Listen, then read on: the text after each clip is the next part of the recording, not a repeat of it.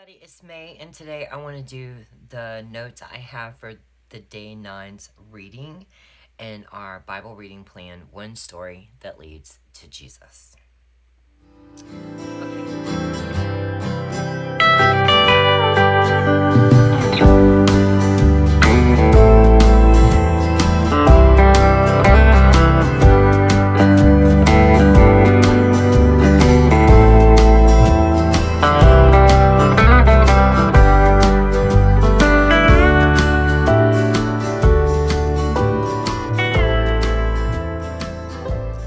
Okay, friends, so let's get on into it. So when we finished up on day 8, we were in chapter 28, and it was that Jacob was sent to Laban to find a wife. We know that Rebekah was very worried that Esau was going to kill Jacob should anything happen to Isaac. And she convinced Isaac that it was best to go ahead and send Jacob away, basically for his own safety, but she didn't say that, so that Esau couldn't get him, but that he could find a wife in Canaan. With Laban. So we went through those notes, and now we come to chapter 29 in Genesis, and the title of this chapter is Jacob Marries Leah and Rachel. So he's going to take 2 wives. And it says that when Jacob arrives in Haran, he comes across some shepherds, and he sees the shepherds would roll the stone from the mouth of the well and water the sheep, and put the stone back in its place over the mouth of the well. And Jacob immediately asked them, where do you come from? And they say, we're from Haran. And he asked them, do you know Laban, the son of Nahor? And they say, yeah, we know him. And he said to them, he wants to know, is he well? And they're like, yeah, he's well. And here comes his daughter now with her sheep. And Jacob sees her because she's a shepherdess, and it must be like love at first sight, guys. I mean, that's what I wrote down here because it's so cool. It says that while he was speaking with them, Rachel came with her father's sheep, for she was a shepherdess. Now, as soon as Jacob saw Rachel, the daughter of Laban, his mother's brother, so it's his uncle, and the sheep of Laban, his mother's brother, Jacob came near and rolled a stone from the well's mouth and watered the flock of Laban, his mother's brother. So basically, he's wanting to show her some strength here. I guess these guys were kind of young. Who knows? They didn't all rush up there to try to, move the rock from the well, and he goes up there and he does it, and it seems like he's trying to show her some bravery and strength here. And then it says, then Jacob kissed Rachel and wept aloud. She must think, wow, what is going on? And Jacob told Rachel that he was her father's kinsman and that he was Rebekah's son, and she runs off to tell her father. And as soon as Laban finds out about Jacob, he runs out there and he says, surely you are bone, and you are my bone and my flesh. And he stays with him for a month. So I just put over here, he helps move the stone to water the sheep and kisses Rachel while weeping, and tells her who he is. And she runs off to tell her father and family. And Jacob's thrilled, to be there for a month because he, he's really digging some Rachel. So he's like, yeah, I'm going to stay here. So we come on over here, and it says that, he goes, because you are my kinsman, therefore, should you therefore serve me for nothing? Tell me what shall your wages be? Now, Laban had 2 daughters. The name of the older was Leah, and the name of the younger was Rachel. Leah's eyes were weak, but Rachel was beautiful in form and appearance. Jacob loved Rachel, and he said, I will serve you for 7 years for your younger daughter, Rachel. Laban said, it is better that I give her to you than that I should give her to any other man. Stay with me. So Jacob served for 7 years for Rachel, and they seemed but just a few days for him because he loved her.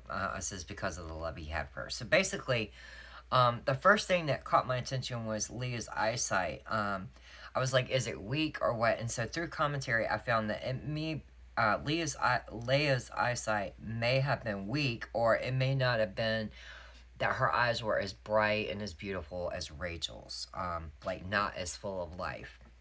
And Laban asked Jacob's what his wages should be. And it's not a true generous offer. I mean, when you first read it and you're not really all the way through the story, you might feel like Laban is trying to show him, a generous offer of like, you can name what you want to work for. But it's more likely that he just wanted to stay among them, and that way he could stay as a hired servant. Um, so he says that for 7 years he will work as a payment for the dowry of Rachel, because it says because he loved her so much, he was willing to do it. And then Jacob said to Laban, "Give me your wife, give me my wife, for that I may go in to her, for my time is completed." So Laban gathered together all the people of the place and made a feast. But in the evening he took his daughter Leah and brought her to Jacob, and he went into her. Laban gave his female servant Zilpah to his daughter Leah to be her servant. So that was like her bride gift from her father, is that she got her own female servant. And in the morning, behold, it was Leah. And Jacob said to Laban, "What is this you have done to me? Did I not serve you for Rachel? Why then have you deceived me?" And Laban said, It is not so done in our country to give the younger before the firstborn. Complete the week of this one, and we will give to you the other also in return for serving me another 7 years. Jacob did so and completed her week. Then Laban gave his daughter Rachel to be his wife. Laban gave his female servant Bilhah to his daughter Rachel to be her servant. So that's her bride gift, as she gets her own servant. So Jacob went into Rachel also, and he loved Rachel more than Leah, and served Laban for another 7 years. So now we have Jacob is, he's married to Leah. He goes through the whole feast and the wedding ceremony, and when he wakes up in the morning, because he goes into his wife at night, he finds out it's Leah. And a lot of people are like, well, how did he not know? Well, we're talking about, way before electricity, people. We're sure that the way it is worded here and everything, that it's literally Laban's true purpose is to deceive Jacob. He makes sure that the feast goes on for a very long time. It is the custom that the women are veiled. You don't see their face. And I'm sure that by the time he went into the tent after the feast to, consummate his marriage, it's quite dark. She's veiled. And it's very possible that Jacob was not able to see the true face of his wife, which I think is kind of funny, It's like Laban knows Jacob is the heir of a man with tremendous wealth, and his attraction to Rachel means he'll be able to take advantage of Jacob. And that's exactly what he did. He says, Jacob gets all upset. He's like, "Why'd you do this? Why'd you lie to me? Why'd you give me Leah? Our agreement was for Rachel." And he's like, "Yeah, it's not done that way. Take the younger daughter, finish out this week, and then agree to work another 7 years, and I'll let you marry Rachel now." And so, of course, Jacob takes it, but he's really upset that, he lied to him, which I think is very funny to me, that this is much like Jacob deceiving Isaac to obtain his brother's blessing. This is a good demonstration that our disobedience may not change God's plan for us, but it will greatly affect how we end up experiencing it. So I just thought that was a pretty neat little piece of commentary there when I was reading it. Like, this is kind of like payback for what you did with your brother and lied to your dad. Okay, so we come down here where it says Jacob's children. And it says, when the Lord saw that Leah was hated, he opened her womb, but Rachel was barren. So God has compassion on Leah, and it's really beautiful that he does that. Because she's the true innocent party in all this. She didn't ask for Jacob to marry her. She obviously knows that Rachel and Jacob are in love with each other, and that Jacob is totally enamored with Rachel. And she, we never hear of Leah trying to vie for his attention before they're married. Never. She's truly innocent in this. And God brings her comfort and blessing as a wife. And she has 4 sons: Reuben, Simon, Levi, and Judah. And what's really interesting to note here is that through commentary, I found out that from Leah, not Rachel, are the 2 greatest tribes. From Levi, we will get the priestly tribes, and from Judah we'll get the royal tribes. So all the kings, Jewish kings, are mostly going to come from Judah, which are Leah's children. And the priest, and I would take that as, as like the prophets and the priests and stuff are going to come from the house of Levi, which is also Leah's child. So I thought it was really beautiful that God shows Leah a lot of compassion and love, because literally she's the innocent person in this at this point. Okay, so the way we can look at the next part in chapter 30 about how they're like competing. I mean, these girls really go after it. They are competing for children, man. Let me tell you, that even if you're beautiful like Rachel or plain like Leah, we all have our problems. No grass is greener on the other side. It just does not matter. We're all going to have issues. So since Rachel is so upset, she's like, give me children or I will die. And Jacob's like, am I the one that made you barren? I'm not. And she goes, well, here's my servant Bilhah. Go into her so that she may give birth on my behalf, that even I may have children through her. And so he does. He goes in there and she brings forth a child, and Rachel names him Dan. And she says, God has judged me and has also heard my voice and given me a son.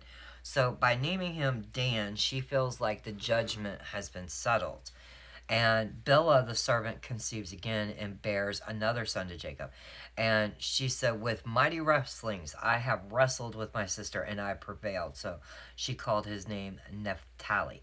Now, why would she feel like she's wrestling with her sister? These are in these women's heads, and they even go so far as to name their children after how they feel they've been vindicated or not.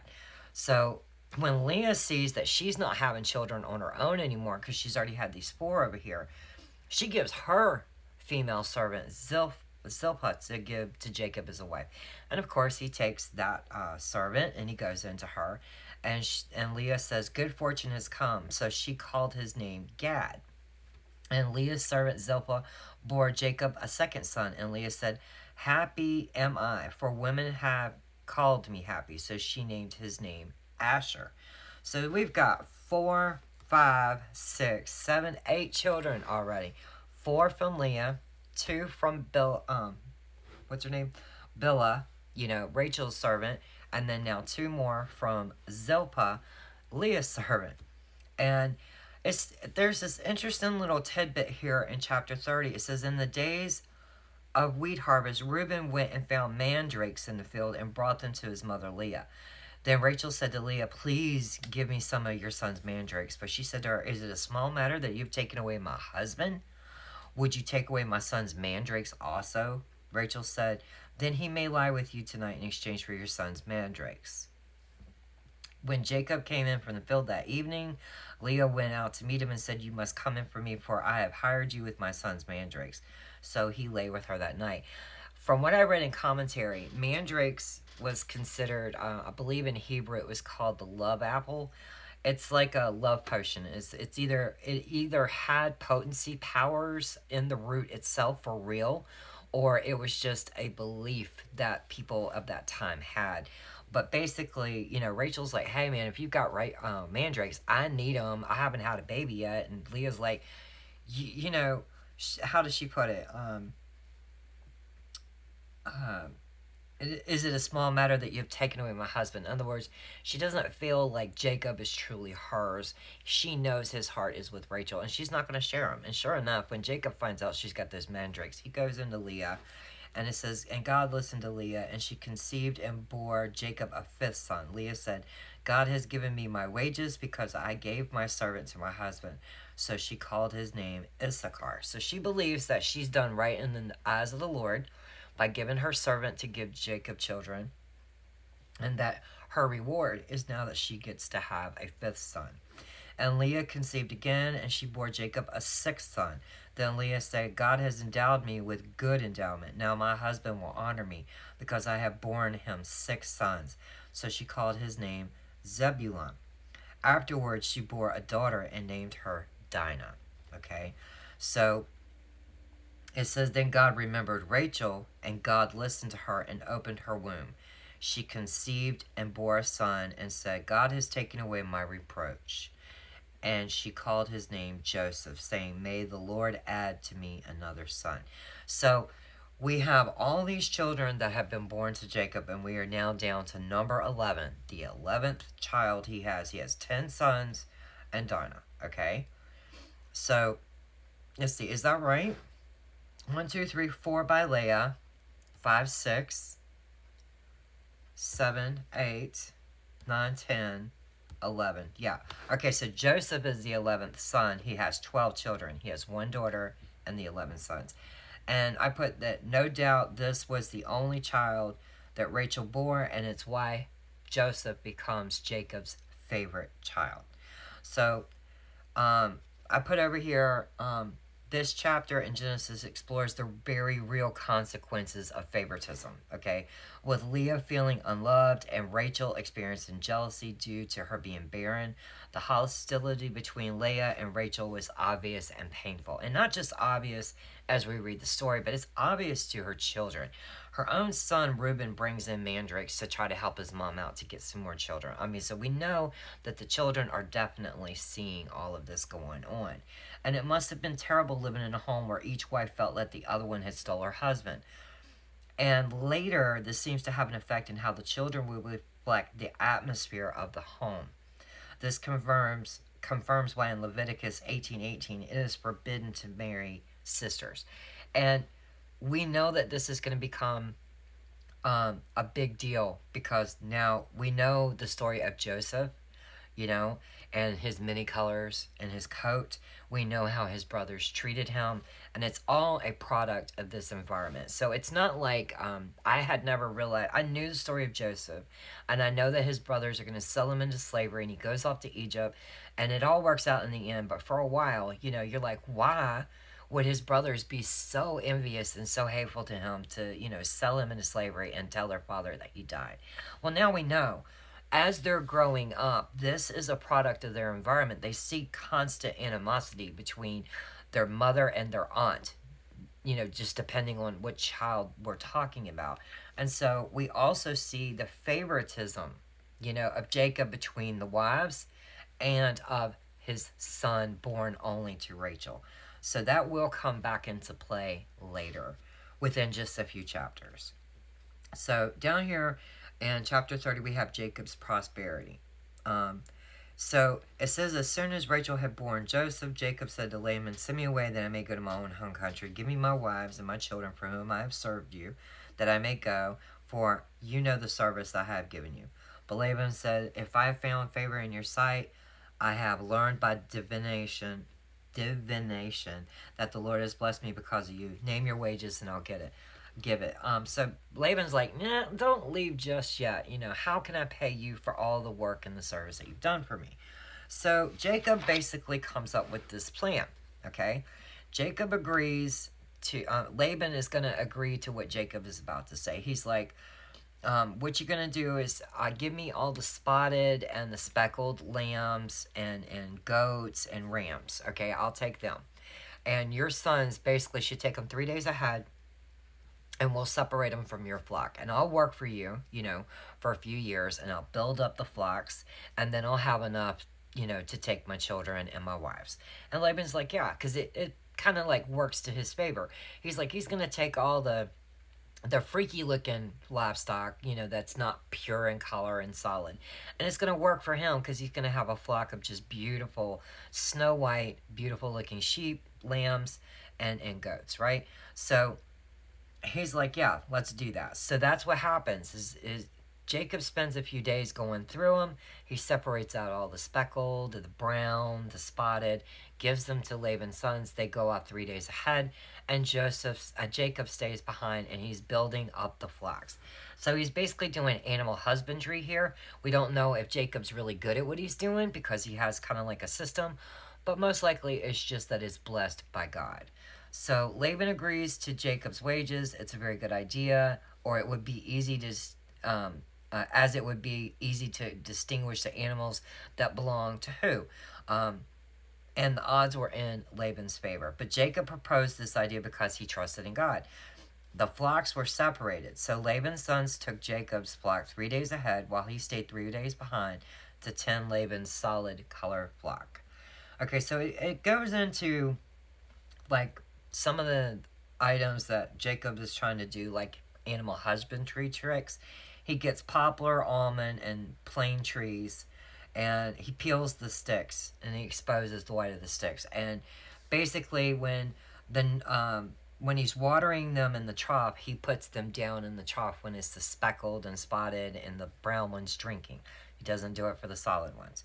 And he does the same thing too when it's mating season. When it's the solid color ones or the weak ones, he doesn't put those sticks in the water. And when it's the other ones, he does. And basically what happens is it says, thus the man greatly increased and had large flocks, female servants, male servants, camels, and donkeys, because he's got lots of healthy, spotted, speckled, and brown, whereas Laban's are kind of weak and they're not increasing in great numbers.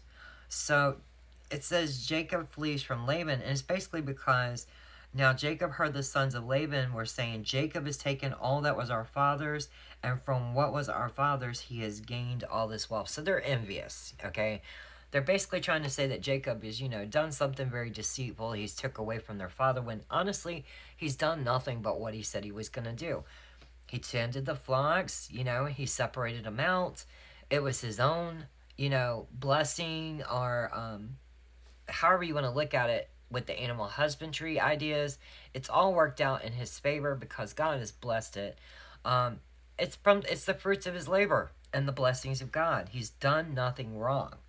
So basically, Jacob sent and called Rachel and Leah into the field where his flock was, and said to them, I see that your father does not regard me with favor as he did before, but the God of my father has been with me. You know that I have served my father with all my strength, I have served your father with all my strength, yet your father has cheated me and changed my wages 10 times. But God did not permit him to harm me. And he said, basically, let's get all of our stuff and let's go. Okay? And then down here we see that the Lord is going to talk to Jacob.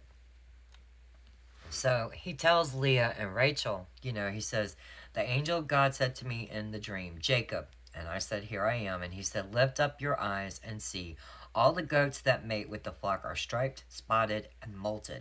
For I have seen all that Laban is doing to you. I am the God of Bethel, where you anointed a pillar and made a vow to me. Now arise, go out from this land, and return to the land of your kindred. And Leah and Rachel answered him and said, is there any portion or inheritance left to us in our father's house? Are we not regarded by him as foreigners? For he has sold us, and he has indeed devoured our money. All the wealth that God has taken away from our father belongs to us and to our children. Now then, whatever God has said to you, do. So this is the first time we see Rachel and Leah coming together and actually agreeing on something. They're like, yeah, we know our father's been deceitful to you. He's did everything you're saying. We trust that God's going to take care of us. And they even ask about an inheritance. They're like, is there anything even left? Because dad's going through like all the money and he sold us to you. And, it's really kind of weird that they ask about their inheritance, because God is truly showing to them that their husband is blessed by God and he is providing. So I put over here, Jacob leaves without saying goodbye. He wanted a quick departure from God. But God has told him to go back to Canaan, and he had promised him safe passage. Jacob's fear and deceitful departure showed that he lacked true confidence in God and his promise, and that Jacob relied more on his own wisdom and ability. And I mean, that's just something we see with Jacob a lot here. He really does call upon the fact to others that God is blessing his family, but he never outright says to someone, this is my God. And we know that because it's going to come up in just a few minutes. I forgot to put over here, Jacob uses sticks of chestnuts, poplar, almond, and plane, and put them in the watering troughs as it increases the number of speckled and spotted offspring. He also does this during mating season, and Jacob's offering was stronger and Laban's weaker. Now Jacob's wealth is greatly increased. He has large flocks, female servants, male servants, camels, and donkeys. And when Laban's sons start complaining, the Lord tells Jacob it's time to return to Canaan. Now, Laban had gone to shear his sheep, and Rachel stole her father's household gods. And Jacob tricked Laban the Aramean by not telling him that he intended to flee. He fled with all he had and arose and crossed the Euphrates and set his face toward the hill country of Gilead. And when it was told Laban on the third day that Jacob had fled, he took his kinsman with him and pursued him for 7 days and followed close after him into the hill country of Gilead. Okay, so we see here that, he takes off secretly, and with camels, he's got great wealth to be able to get camels, and he was going quick because by the time Laban finds out, it takes him 7 days to track him down, right? But we see that Rachel took the gods. And it says, we do not know the reason why Rachel takes Laban's idols. It could be that she believes in the worship of them and doesn't want to be without them. But that just doesn't seem right. And then I also found, but it is more likely that she didn't want Laban to have them, to use them to catch them as they fled for him. While most others believe it was just to keep her father from idolatry. Okay, so Laban is hot and heavy on the trail of Jacob and his family. And it says, and Laban overtook Jacob. But before that happens, it says, but God came to Laban the Aramean in a dream by night and said to him, be careful not to say anything to Jacob, either good or bad. So he catches up with Jacob, and at first he tries shaming him, right? And he's like, what have I done to you to make you trick me and leave with my daughters and sneak out? You're under, you're prisoners. He says, like captives of the sword. And why did you flee secretly and trick me and did not tell me, so that I might not have sent you away with mirth and songs, with tambourine and lyre? Now, we all know Laban's not going to do that. So, the Lord warns Laban, and he confronts Jacob about sneaking away without letting him send his family off with a blessing. And then after trying to shame Jacob, he threatens him, because he says, with tambourine and lyre, and why did you not permit me to kiss my sons and daughters farewell? Now you have done foolishly. It is in my power to do you harm. And he tells Jacob, he said, I was going to, but your God talked to me last night and told me, you warned me, don't do that. So he's just basically upset, and he's like, so what have you done? And it says, Jacob tells Laban, he says, and you even took my gods. And Jacob blows. He's like, I did not. Check my tents. Check everything I own. Look for anything that I would have took from you. And so they do. Laban and his men, they go through everything. And it says, because he said, he answers Laban and says, because I was afraid, for I thought you would take your daughters from me by force. Anyone with whom you find your God shall not live. In other words, he says, if you find them gods, whoever has it is going to die. And in the presence of our kinsmen, point out what I have that is yours and take it. Now, Jacob did not know that Rachel had stolen him, because, let's be honest, if he'd have known his wife had stole her father's idols, he'd have never said, if you find it, whoever's God is going to die. He would have never did that. So Laban went into Jacob's tent and into Leah's tent and into the tent of the 2 female servants, but he didn't find them. And he went out of Leah's tent and entered Rachel's. Now Rachel had taken the household gods and put them in the camel's saddle and sat on them. Laban felt all about the tent, but did not find them. And she said to her father, let not my lord be angry that I cannot rise before you, for the way of women is upon me. So he searched, but he didn't find the household gods.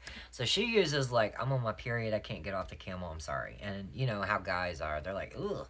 So he just lets her alone, and she's sitting on top of him, he never finds them.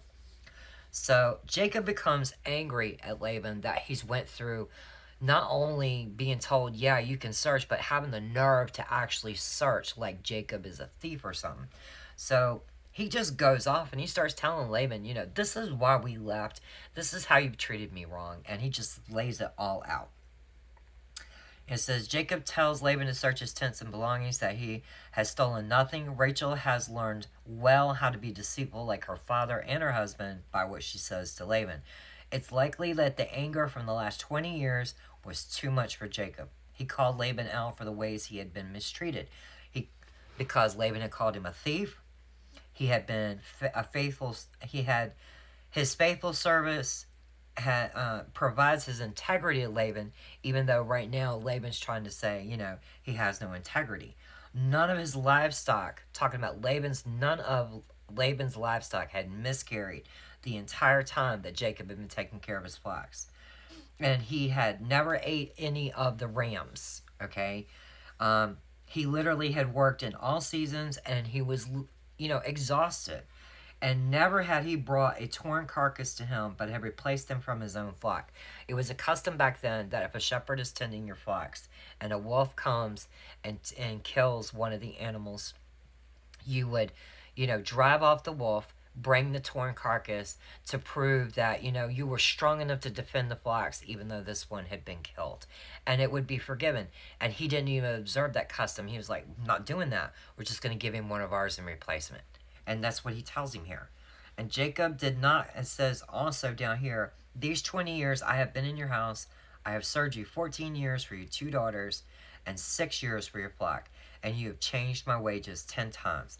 If the God of my father, the God of Abraham, and the fear of Isaac had not been on my side, surely now you would have sent me away empty-handed. God saw my affliction and the labor of my hands and rebuked you last night. It's kind of interesting to note here that Jacob did not claim God as his own, but said the God as the fear of his father Isaac and the God of his grandfather Abraham. That speaks volumes to us. Okay, so basically Laban's like, yeah, man, you called me out. I ain't got no more tricks up my sleeve. I ain't got nothing else to say. So we're just going to have to make a deal here. We're going to set up a pillar, and you don't cross this side. I don't cross this side. And if you do wrong by my daughters and my grandchildren, you'll be punished. And that's, they're making a pact to put distance between them that they need to separate. And Jacob agrees to it. And they, it says, this heap is a witness, and the pillar is a witness, that I will not pass over this heap to you, and you will not pass over the heap of this pillar to me to do harm. The God of Abraham and the God of Nahor and the God of their father judge between us. So Jacob swore by the fear of his father Isaac. Okay, so he's swearing on God, but he calls it out the fear of his father Isaac. And Jacob offers a sacrifice in the hill country and calls his kinsmen to eat bread. They all ate bread, they all hung out that night, and the next morning Laban leaves. So Laban and Jacob know it's the best thing to do is separate at this point, because there's just too much animosity. Every family has their problem, but they really have a lot going on here. And they make a pact and a pillar between them, and rather than seeking to follow the truth of God's plan, it shows us that Laban has resented and coveted the blessing that Jacob has been getting from God. And rather than, trying to start worshiping God and following God's ways and being obedient, he didn't. He was just very envious of what Jacob had, and he resented it, and he did all this scheming to try to get it to work in his favor, and it just never did. And he finally ends up having neither of them. He doesn't get to spend the rest of his years with the family and all his grandchildren. He doesn't get to spend the rest of his years with Jacob as his son-in-law and, in great wealth and be a part of it. No, the way he has treated Jacob, it's time for Jacob to go back to the land of Canaan, the promised land, and it's time for Laban to go back on home. So that's where we end up in chapter 31, and that was day 9's reading. Sorry I was a little behind, guys, this week. I do have the next few videos coming, populating today and tomorrow to get us back on track. It was just I was waiting for some clip art, and I didn't want to put my notes down in my Bible without knowing how much room I had. So I hope you enjoyed day 9, and I'll see you in another video for day 10. Y'all have a nice day. Bye.